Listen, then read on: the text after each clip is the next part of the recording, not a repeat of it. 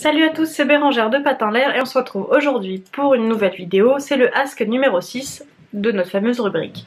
Petit aparté, il n'est pas arrivé dimanche dernier, tout simplement parce qu'il était bien tourné, mais au moment du montage, on s'est aperçu que, comme on l'avait tourné en extérieur, le vent qu'on ne voyait quoi, on n'avait pas l'impression qu'il y avait beaucoup de vent, mais en fait on ne m'entendait pas sur la vidéo. Donc du coup, c'est pour ça que vous n'avez pas eu de Ask la semaine dernière, j'ai pas eu le temps de le retourner, remonter et remettre en ligne.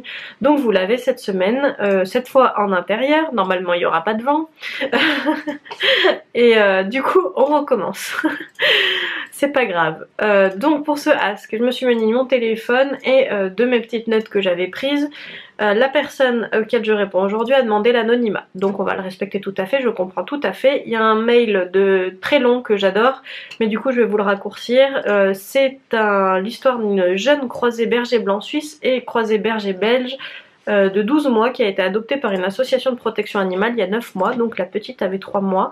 Cette chienne a peur, elle va au club canin positif, mais avec les chiens qu'elle connaît au club, du coup ça va, elle ose aller les voir sans aucune crainte, les appelle au jeu en aboyant, et donc le problème c'est sur ceux qu'elle ne connaît pas. Elle a tendance à aboyer ou à hurler quand elle en croise. Sa maîtresse pense que c'est un moyen de les dissuader d'approcher ou de retranscrire tout simplement son mal-être. Comment faire pour y remédier, sachant que lorsque cela advient, impossible de la sortir de son état, ni de sa balle préférée, ni les friandises n'y font quelque chose. Voilà. Et les autres, évidemment, ils disent que la chienne est non sociable, agressive et tout ça. Et la chienne hérisse le poil. Voilà. Donc déjà, première question que je me pose et que tout professionnel devrait te poser, c'est quel est le vécu de la louloute? Est-ce qu'elle a déjà eu un événement traumatisant? Quelles ont été ses sorties pendant sa période sensible du coup des 2 premiers mois? Est-ce qu'il y a eu une mauvaise expérience avec un autre chien? Voilà, ça c'est à savoir et à connaître, n'hésite pas à me répondre en privé pour me le dire. J'ai demandé du coup comment ça se passait quand la chienne était détachée, parce que vous le savez sûrement, en laisse, les signaux de langage canin sont beaucoup faussés par la laisse. Du coup, détachée, on peut avoir plus une idée du comportement du chien. La laisse peut l'attendre et avec tous les chiens, la laisse les fait monter en pression beaucoup plus vite. Du coup, en détaché, si le chien fonce vers elle, elle part dans le sens inverse. S'il l'ignore, elle l'évitera tout simplement. Donc ça montre quand même que c'est pas une agressive au sens du terme, au sens premier du terme. Un chien agressif, en laisse détaché n'importe comment, il agressera. Donc il faut chercher à mon avis autre part, et surtout que c'est en laisse qu'elle réagit, donc à mon avis il y a quelque chose à travailler de ce côté-là. Faut vérifier qu'elle connaît ses signaux d'apaisement. Si tu ne connais pas ce que c'est les signaux d'apaisement, je vais en faire une vidéo, laisse-moi un commentaire. Faut vérifier qu'elle puisse communiquer avec les autres chiens, qu'elle fasse des mimiques et des postures et qu'ils se répondent pour se dire bonjour tout simplement à distance. Voilà. Est-ce qu'elle en fait? Est-ce qu'elle les connaît? Donc mon conseil tout simplement pour ça, donc si elle connaît pas les signaux, c'est un autre travail d'apprentissage des signaux à faire. Mais mon conseil pour essayer de régler ça, alors au-delà de l'agressivité, est-ce que ce serait pas de la frustration? Ou est-ce que ce serait pas complètement autre chose? Quand on ne voit pas, c'est très dur de le savoir. Mon conseil en tout cas, c'est de trouver un endroit où il y a des chiens, mais où on peut se mettre à distance quand même. Ou alors demander à quelqu'un qu'on connaît bien, mais qui a un chien, mais que ta chienne ne connaisse pas ce chien en question, de se mettre à distance avec son chien. Quand elle regarde, parce qu'en fait le chien a des zones de confort, ça aussi il faudrait que je vous en fasse une vidéo.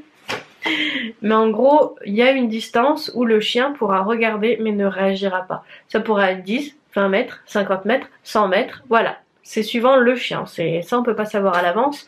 Donc il faut trouver cette zone où le chien, faut partir de très loin, où le chien peut regarder sans réagir. Quand le chien regarde mais ne se tend pas, n'aboie pas, on le récompense beaucoup, beaucoup, beaucoup, beaucoup et très très souvent pour que le chien associe directement, il y a un chien en face, je suis en laisse, mais je suis récompensée. Donc ce chien-là devient plutôt cool. Moi, par exemple, je prends souvent l'exemple en clientèle, j'ai peur des araignées. Si on me mettait une araignée en face, mais qu'on me faisait partir de loin et qu'à chaque fois que je la regarde, on me donnait du chocolat, pour ceux qui me connaissent, ou des patates, pour ceux qui me connaissent, ils comprendront. Et ben je l'aimerais bien cette araignée au bout d'un moment en fait. Cette araignée sera associée dans ma tête à quelque chose de positif, du coup je me rapprocherai de plus en plus, en hurlant pas. Du coup pour le chien c'est pareil. Vous récompensez, vous récompensez, vous récompensez, et en fait automatiquement vous verrez que votre chien, au bout d'un moment va regarder le chien en face, et va tourner la tête vers vous en disant oh Si je le regarde, je sais qu'il y a quelque chose de positif qui arrive. C'est ce qu'on veut, c'est ce qu'on veut que le chien puisse se décrocher du chien en face. Et petit à petit on avance. Attention, très petit à petit.